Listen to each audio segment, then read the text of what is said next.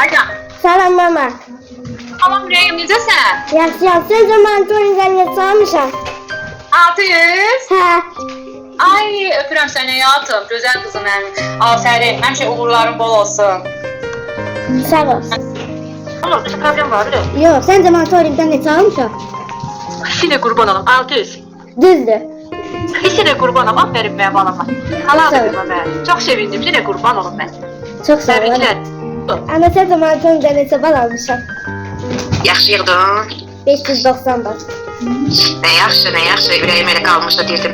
Görəsən necə yazacaq dünənlərdə bir salmışdı qiymət. Təbrik edirəm, sən də mənim öydə. Sağ ol. Sağ ol. Ana. Motorluktan ne? Hə. Aferin.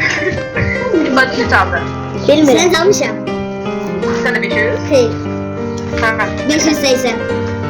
Yaxşı. Vallahi. Sizə qurban olaram elə. Aferin sizə. Sağ ol. Sağ ol. Monitoringdən nə çaldın bilsən? Ay sənə qurban olum, ne çaldın? 570. Aferin mənim ürəyim, aferin. Mən girişedim də.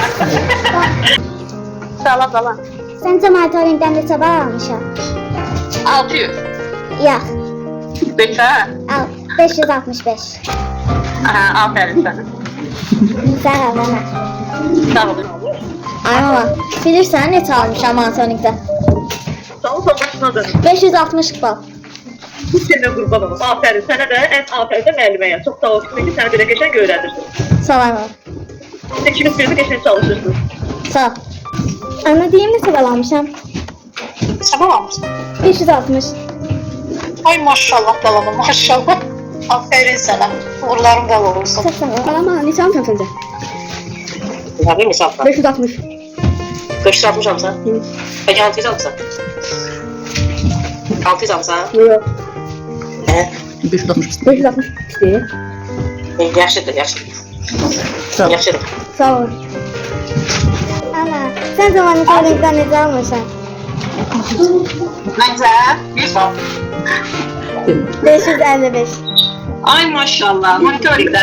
Maşallah qızıma, həmişə belə uğurların bol olsun. Sağ ol. Ana. 540 bal almışam.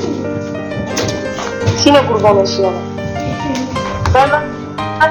Sənə ana qurban olsun. Ağıllı ol. Ana. Hə, Sen zaman motorluktan ne bal almışam? məncə 520. 545. Sağ ol. Sen de motorluktan ne çalmışam?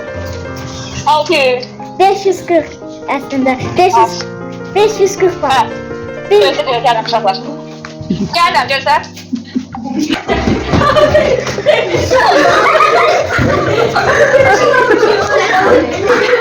Sağ ol sen motorluktan. Neçə? 540. Hə, təbrik edirəm, bala qurban olaraq sənə. Sağ ol. Abi sen ne çalmışam? Neçə? Sence? 600. Ya 530.